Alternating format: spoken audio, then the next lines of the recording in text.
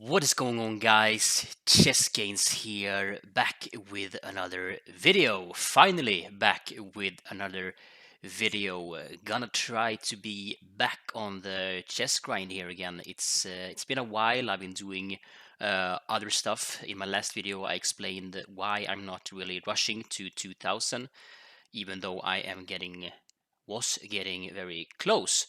I was doing that big ski race, cross-country skiing race, Vasaloppet. It was a 90-kilometer long ski race, and basically I was super focused on that training for that. So I just got out of the chess grind and the chess mood, and yeah, didn't play or upload any chess for a while. And it's been like a month now since that race that I did, and it's been not super easy getting back into the chess spirit, but I have been playing a little bit now. I haven't played any real rapid match yet. I played some unrated games rapid, and I played some like bullet games and like some games against bots and some puzzles, and I'm starting to get the hang of it again. It sounds crazy, I know, but it's just, yeah. I played like chess every single day for like 3 years, and then I just didn't. But yeah, this is my first video back, and as you can see by the title, I won against the National Master, the very first game that I went back and tried. As you can see here, these are uh, my games here, and again, this is like a month ago now. I haven't been in the mood to make a video either, but this was the first game back. I played in early February, and then in early March here, and I faced off against a national master, which is just crazy in itself that I just, played someone that is titled at my level at 1600 bullet. Usually, title players are higher than that, but it's nice. So I thought I was gonna make a nice video about that. Just gonna show you the game. It's not great or anything. It's a bullet game. I win, but it's not great at all. Like, yeah, he opens with e4. He's white. I do the Caro-Kann as I usually do. Trade the pawns in the center. He takes with knight. I go out with my knight looking for the Tartakower variation. He does this though, and here I spent some time. As you can see, already I spent only 3 seconds, so very quick opening here. He was kind of slow, but here I stopped because I know there's some sort of trap where they do something along the lines of these moves. And I remember this move, which should work, although it's not the top move, and it's not dangerous already here. So yeah, but I stopped and thought for 5 seconds, which is long in bullet. He takes, and I stopped again, and then took, and realized that it's probably looking fine. I mean, he can't even play this. I just take, so I'm not sure what he's doing here. Place the knight out. I do this to stop this check. He gives me a check, and I just go back. So yeah, looks fine. Here is obviously looking at this square, so I mean I take the knight, he takes here, and now I trade queens, which I was very happy. And now I'm like, okay, if there's a trap that he's trying to get, it's failed now. Now there's no danger left. He takes back, and here's kind of a strange move. Again, this is bullet. I push the pawn here, hanging my knight completely. So he takes it, big face palm. I take back. And again, I was a little bit jittery here, like not in the chess mood here. Hadn't played for many weeks, but I remember to develop bishop, then just trade bishop. It's bullet after all. I play my king up, no need to castle when I have this file for my rook potentially. He also plays king up, makes sense. And yeah, rook to the g file. He stops that. I try to activate my rook in other ways here, kind of blocking my rook, but also blocking his.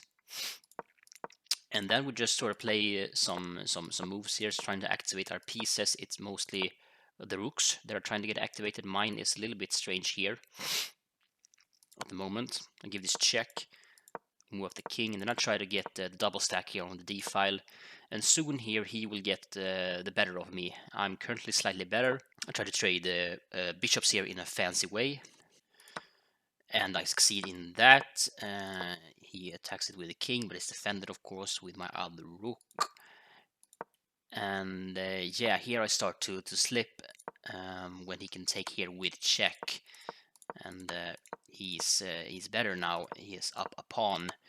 Just trade down, and here I just went for speed. I remember speed at least, even though I hadn't, played this much in a long time. He has 6.2 seconds. I have 5.0, and he's clearly better here with these two pawns. He can get a passed pawn here and probably use his king some way. But I just go back and forth with my king here, basically pre-moving, just playing quickly. And yeah, here I just pre-move, absolute pre-move. This is terrible, but he doesn't play the best move either. And again, he's now 2 seconds. I have 3.4, and I just makes a bunch of nonsense moves. And he was very slow at the end, very slow.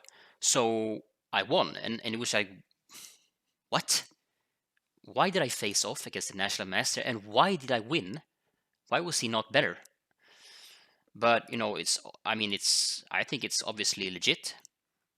I mean, you don't get these on chess.com if it's not legit. His blitz right now is pretty high, almost 2000, and it's peaked at 2148. I mean, that's still pretty low for a national master, but it's pretty high overall. His puzzle is rating is 3200. That's pretty high. Peak of over 3300, very high. Yeah, his bullet is weak right now, very weak. It says it's peaked at at over 2100, which is high. But it's very far from that right now, and he's played a lot of bullet games as well, so it's not like he doesn't know how to. And yeah, a 2100 rapid rating with a peak of 2260.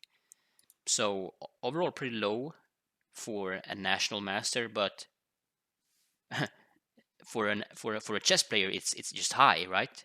Just his bullet is not that great. He's obviously an older guy here, so maybe it's just slow with the mouse, but again, it's 4000 bullet games. Anyways, I won, which is really nice. I can say that I have beaten a national master in a bullet game. So yeah, that's cool. Although it wasn't the most exciting and exciting game and the most well played game at all. But yeah, basically I just wanted to make this one video to tell you guys that I'm back. I will be making Road to 2000 videos episodes very soon. We are getting closer, for sure. And for some of you that actually wanted to hear about my ski race, I'm going to do a quick recap, I guess, of that. It's not a skiing channel, so I don't know how the algorithm will treat this as chess and cross-country skiing. But yeah, I did a race called Vasaloppet here in Sweden. It's the biggest cross-country skiing race in the world, not just in Sweden. I did something called Öppet Spår, which was the week before the big race. But it's the exact same thing. It's just that you start in smaller groups. The day that I went on, there were 10,000 people in total that did the race, but we started in smaller groups of like 1,000. On the big day, there's like 15,000 people starting all at once, and basically it's become such a huge thing that there's basically like 2 weeks now of one race each day, and there's like different distances and different techniques and different variants of the race. But I did the full 90-kilometer race, just not on the actual day, which I am very happy about because this was my first time going, and the first time you participate as an amateur, you will start in the very back, and there's basically a big starting field, of course, and then you come up to a steep hill at the very start, and that hill becomes super crowded on the actual race day when there's 15,000 people trying to ski up that hill. It becomes very clogged, and you can wait. Basically, that hill takes over an hour for the people in the back, and the conditions this year was terrible. Like the snow was terrible, the tracks were terrible.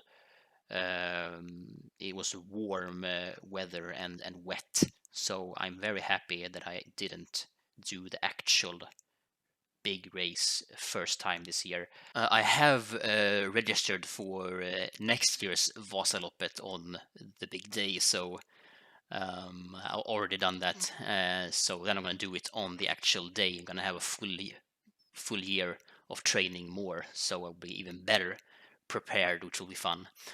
But yeah, 90 kilometers. I took 8 hours and 36 minutes to complete the race, which the time itself is not that great when you look at other years, but this year was tough.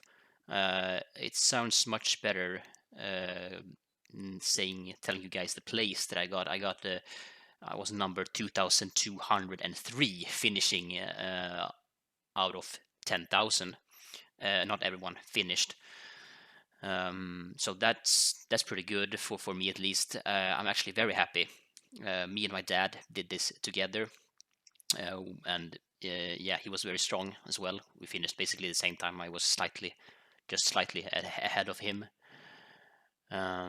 It was super tough. Easily the toughest thing that I've ever done. Easily, and easily the most exhausted and tired that I've ever been. I've never done anything like this before. But yeah, it's crazy how it was. It was horrible, but it was also just absolutely amazing. that's so strange. But the whole race was organized extremely well. The service was great. You get drinks and food. You get like liquid food and sweets and stuff along the way. We also had our own like energy gels and tablets that we took along the way, and some caffeine. And yeah, as I said, when we finished, yeah, I've never been so tired in my life. We actually got food at the finish. We got some chicken wraps. I tried to eat some, but I couldn't eat. We got an non-alcoholic beer, which was great. That one I had. But then honestly, just a couple hours later, I felt great. That was like one of the things that I was most happy about. I felt great the same evening. I slept well, which you might think is like a given. If after such a big physical exhaustion, you think like you should sleep great. But before the race, I did like the longest training sessions I did. Sometimes you don't sleep so well because you can't cool down. Your body's still pumping, hours later. But actually on this race day, we went home. We got help from a relative, a friend, to drive. We can't drive after such a race. But I slept well. I felt great, and the day after, I was slightly sore on in my hamstrings, my legs, but that's about it. I was fresh, so that was like the best thing. I was really happy that I was in shape to do this. I trained a lot, and yeah, no aches or pains, no injuries. So yeah, just great. I might throw in a clip here of me and my dad crashing at a very famous spot, Risbergsbackarna. You can search that on YouTube for a lot of funny and kind of insane crashes. Our crash was quite mild, but basically I went into my dad. We fell, but quickly got up. That was the only fall though through the whole race. So yeah, that was that. Hopefully you enjoy the short recap. This is not a skiing channel and not a skiing recap channel. I don't know how to do recaps. So yeah, hopefully it made some sense. Hopefully some of you kind of enjoyed it. It will be back to chess now. My next video will be, chess, probably a Road to 2000 episode, which will be fun. Hopefully I don't suck too much now. Yeah, hopefully we'll be all right, and we can continue to try to get to 2000. Thank you so much for watching. Leave a like, comment something cool down below about the race, this video, or about chess. That would also be cool. Leave some suggestions on the future of this channel or something like that. That would be great. If not, I will just see you guys in the next one. Bye.